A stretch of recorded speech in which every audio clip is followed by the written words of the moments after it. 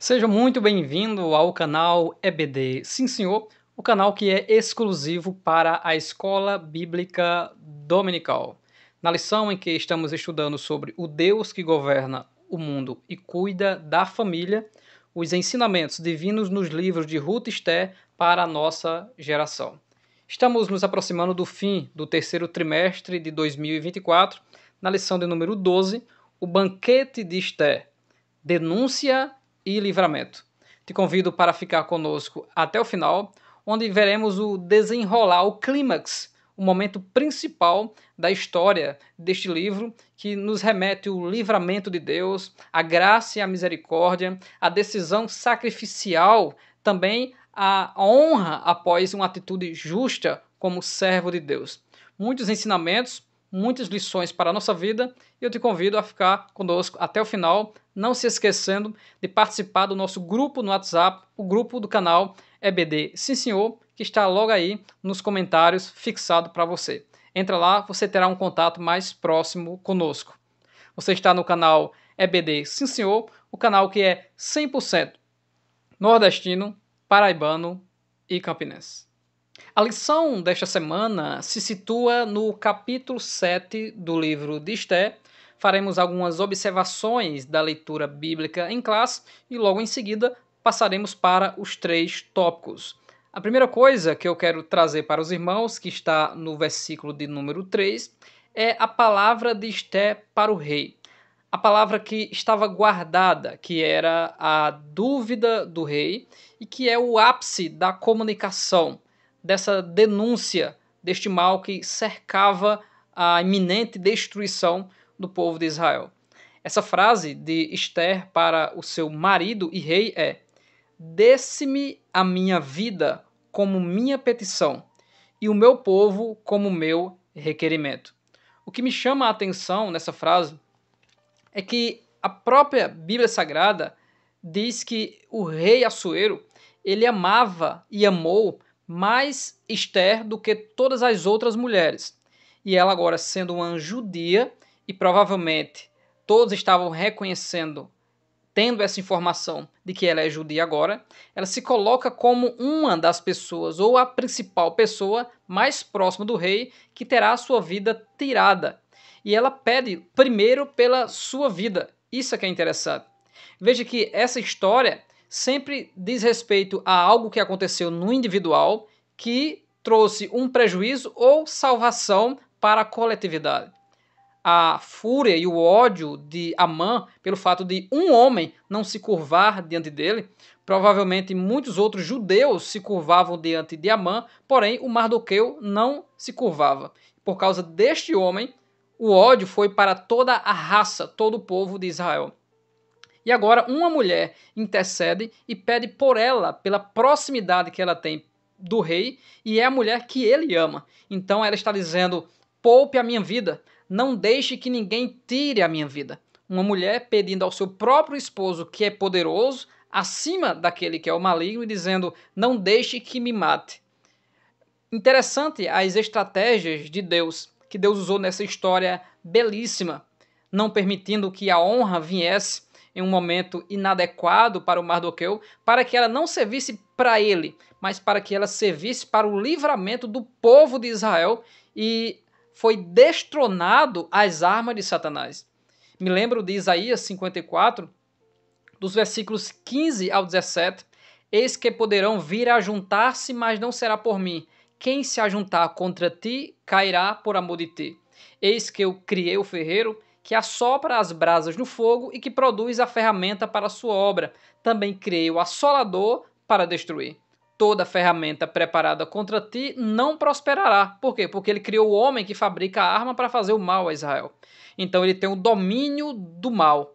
Então Deus interferiu na história, impediu não a morte apenas do Mardoqueu na forca, mas também a da sua prima e filha Esté, e consequentemente de toda a nação de Israel. Isso significa que Deus quer nos usar para dezenas, centenas e milhares de pessoas, para a edificação. Por isso não podemos nos calar, que é algo que a lição propõe também. Precisamos falar no momento certo, e daqui a pouco nós iremos comentar sobre isso. Mas a primeira coisa é essa, que ela, de forma gradativa, né, reconhecendo essa gradação de importância para o rei, pediu primeiro pela sua vida e, consequentemente, do seu primo e pai e de toda a nação judia. A segunda coisa está no versículo 8, quando a ira do rei ficou sabendo de que Amã é que trazia todo esse mal sobre a sua esposa e também sobre Mardoqueu e os demais. Ele disse: porventura quereria ele também forçar a rainha perante mim nesta casa? Saindo essa palavra da boca do rei, cobriram Amã no rosto. Na Bíblia de Jerusalém, a palavra forçar está traduzido como violentar. Na Nova Bíblia Viva, está traduzido assim: abusar da minha rainha? Nesse momento, o Amã havia se prostrado diante do local onde a rainha estava sentada ou deitada, e o rei, depois de ter saído no jardim e ter voltado furioso para pensar, imaginar, ele volta e será que ele também não está pensando em violentar a minha esposa? E esse foi o fim plenamente de Amã, mas que esse fim veio por meio de processos, processo de humilhação e de exaltar aquele que foi humilhado. E depois de ele ter o seu rosto coberto, que é simplesmente um símbolo de que todos sabiam que a partir dali ele já era, assim cobriram o rosto do Senhor Jesus Cristo na casa de Caifás, aconteceu que um dos eunucos do rei Assuero disse que a forca de 50 côvados que Amã fizera para Mardoqueu, ela está lá na casa dele, e o rei mandou que enforcasse Amã nela. Interessante que isso nós podemos tirar o quê? A síndrome do coiote. Quem sabe o que eu estou dizendo, quem já assistiu Papaléguas e o Coiote, sabe o que é a síndrome do coiote. Vamos ver a síndrome do coiote na Bíblia Sagrada? Provérbios 26 e 27. O que faz uma cova, nela cairá. E o que revolve a pedra, esta sobre ele rolará. Por isso que a lei áurea das Sagradas Escrituras está em Mateus 7,12.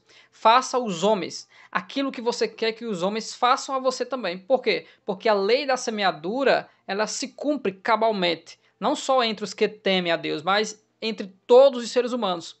Tudo aquilo que nós planejamos que aconteça na vida do outro retornará para nós. Se é o bem retornará. Se é o mal retornará. O comentarista, no primeiro tópico da lição, o banquete e a denúncia de Amã, ele diz que o dia de Amã foi terrível, porque ele pensou que iria, nesse mesmo dia, nessa mesma manhã, enforcar aquele que não se curvava diante dele, pela sua soberba, que se enfureceu contra o Mardoqueu, mas, ao invés disso, colocando o ápice da exaltação que ele achava que era para ele, foi para o Mardoqueu, que ele conduziu o cavalo, anunciando o que o rei faz àquele a quem o rei se agrada. E depois disso, servindo de guia para o Mardoqueu, ele ainda foi para casa e ouviu dos seus amigos e da sua esposa que certamente ele vai cair. Então o dia foi completamente desfavorável para Amã. Ele está aterrorizado, completamente entristecido e angustiado e envergonhado, mesmo tendo tanto poder. E depois disso, os soldados da rainha ainda foram buscar ele para o banquete. Então ele já foi para esse banquete completamente aterrorizado pelo que havia acontecido com ele. E ele não sabia o que iria acontecer nesse banquete, porque chegaria o momento de todo o seu ódio, todo o seu antissemitismo caísse por terra, porque ninguém pode se levantar contra o povo de Deus, porque a promessa está de início ao pai da fé, em Gênesis 12, do 1 ao 3, que aqueles que amaldiçoarem Israel serão amaldiçoados. Em resumo, o que acontece com Amã são três coisas. Primeiro, ele é humilhado, depois ele é denunciado e terceiro, ele é enforcado. De forma gradativa, crescente, chega ao ápice da destruição do mal contra o povo de Israel. O comentarista, ainda no primeiro tópico, levanta duas outras questões que você poderá pormenorizar na sua sala, tendo o cuidado de não trazer discussões que venham a trazer escândalo para os irmãos, porque são assuntos um pouco mais delicados. O primeiro é sobre a questão do vinho. Ele fala sobre a questão do vinho e a parte prejudicial do vinho. Quando nós olhamos para a Bíblia Sagrada e a mensagem metafórica do vinho, fala de um vinho que é uma sedução que faz tontear.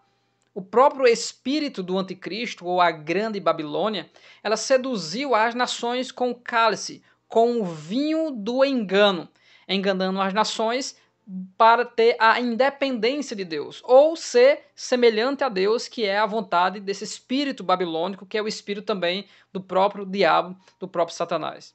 Já por outra parte, a própria manifestação da ira de Deus é o cálice do vinho do seu furor.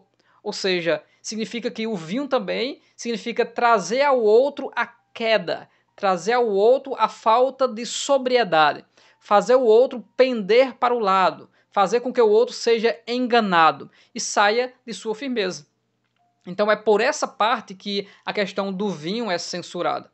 Não a questão da cultura, da bebida da época, que era quase a única bebida da manhã, da tarde e da noite, e também os vários tipos de vinhos e as orientações dos apóstolos a não ser dado a muito vinho e ao uso diferenciado do vinho, inclusive como se fosse um cloro ou como se fosse um vinagre dentro de outras bebidas. Então essa discussão ela pode se estender por muito tempo, porém esse não é o propósito da lição desta semana.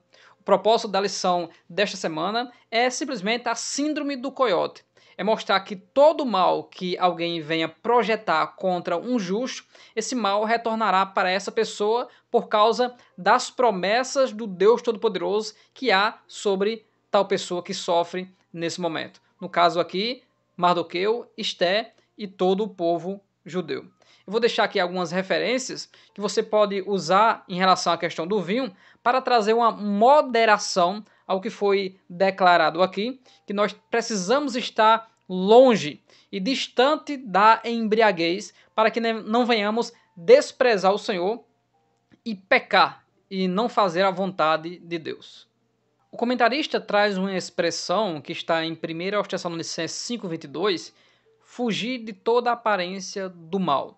Nós temos um vídeo em que nós explicamos o significado dessa expressão, fugir de toda aparência do mal. Nós deixaremos esse vídeo também aqui para os irmãos. Mas em seguida, chega a questão da petição da rainha. Então o rei ele quer saber o que é que a rainha quer. Já é o segundo convite que ele recebe, juntamente com Amã, para estarem juntos e ela ter a sua petição. E, de acordo com o rei, até metade do reino se te dará, ou seja, o rei está disposto a resolver a questão de sua esposa e rainha Esté.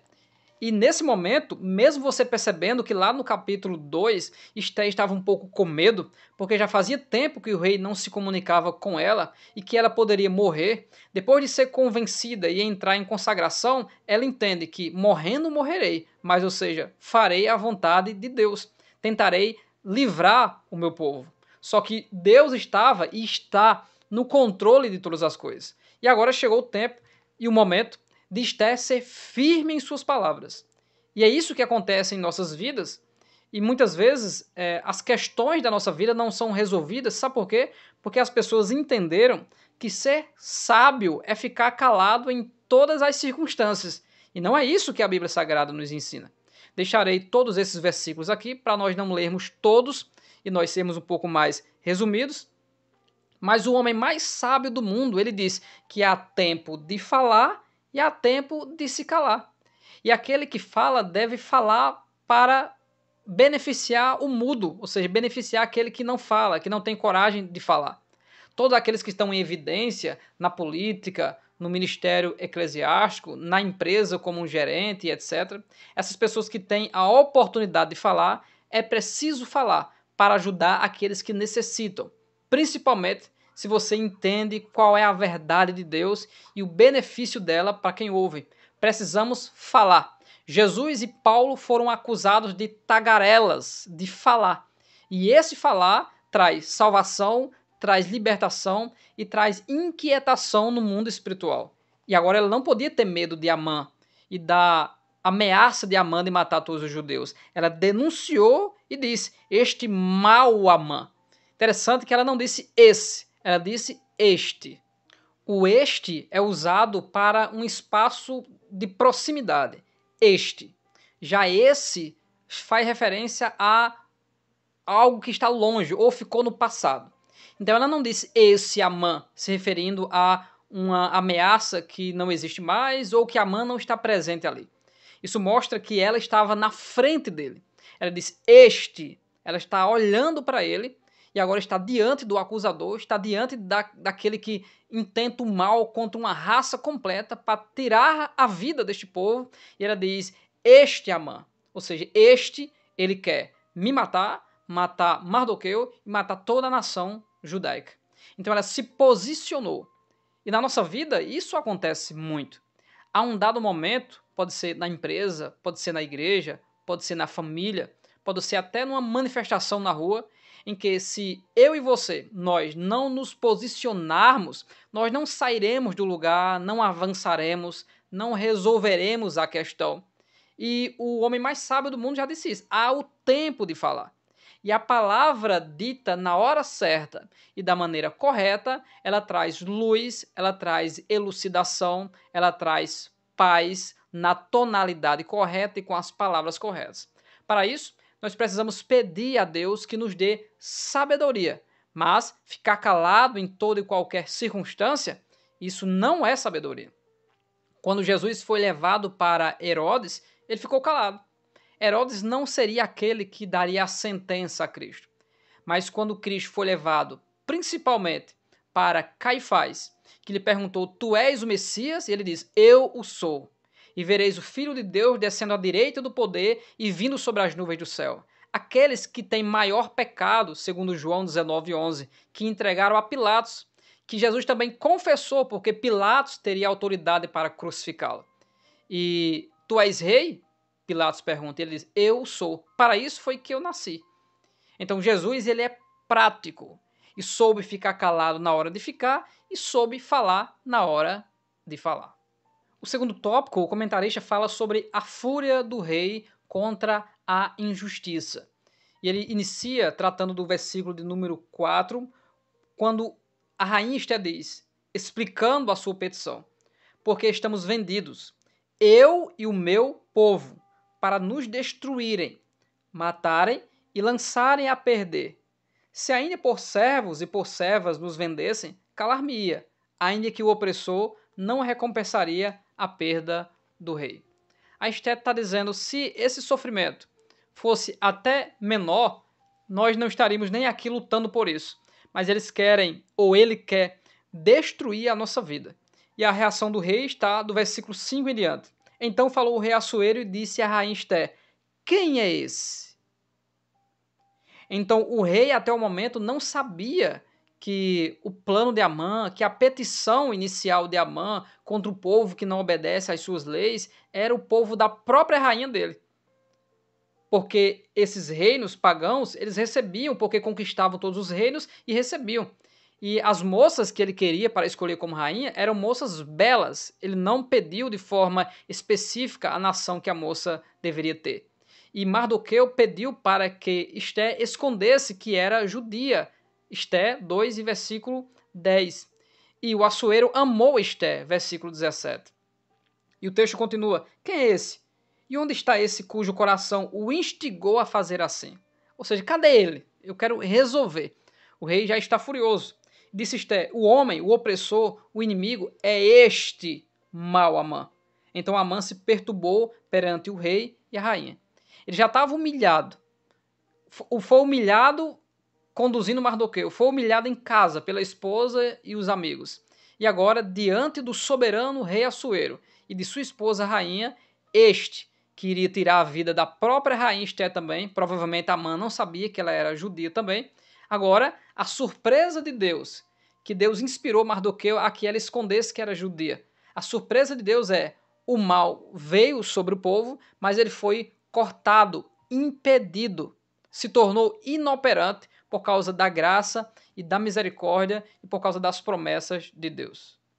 A fúria do rei foi tão grande que o seu comportamento é um comportamento de quem está decepcionado com o que está acontecendo no meio da administração.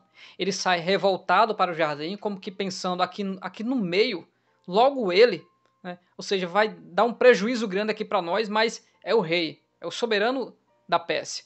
E ele volta e vê Amã se humilhando diante de Esther, e ele até diz, será que ele queria até abusar da minha esposa aqui, forçar ela aqui dentro da minha casa, fazer o mal a ela? Se queria matar, poderia desejar fazer alguma outra coisa. Então o rei está furioso. E os seus homens entendem isso, e agora Amã, só decadência, a sua cabeça já é coberta com o saco, dão a dica da forca e o rei diz, então enforcai-o ele nela. A forca que Amã preparou para Mardoqueu foi utilizada para acabar com a sua própria vida.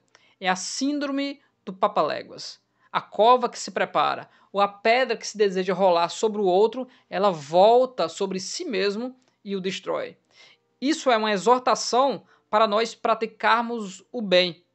O comentarista diz que Assuero ele entendeu o tamanho da injustiça feita aos judeus, o povo de sua rainha. Por quê? Porque o rei já desfruta de um benefício por causa de Mardoqueu. Segundo, do povo judeu suscitou ou trouxe até ele a sua bela Esther. E ele não tem nenhuma acusação, nenhuma denúncia de alguma coisa que os judeus estejam fazendo, a não ser o próprio mal Amã diante de Mardoqueu, que não queria se curvar diante dele, provavelmente estava até cultuando ele como um deus, e aí toda essa história, todo esse desenrolar fez com que Deus agisse desta maneira e o mal ele foi repreendido bem na hora certa e no momento certo. Cada personagem Deus usou de maneira extraordinária no livro de Esther. Veja a importância de entender o que é uma batalha espiritual e lutar com as armas espirituais, todos jejuando, todos orando, a sabedoria de cativar o coração, de se aproximar do rei, de participar de uma festa e no momento certo fazer a petição quando todos estiverem reunidos para desmascarar tudo de uma só vez. E o próprio comentarista nos deixa bem claro que provavelmente o Amã não era muito querido até pelos da corte, pelos que eram submissos a eles. Porque quando tudo estava descoberto, o eunuco Asbona disse, e a forca, ele estava preparado, está lá na casa dele.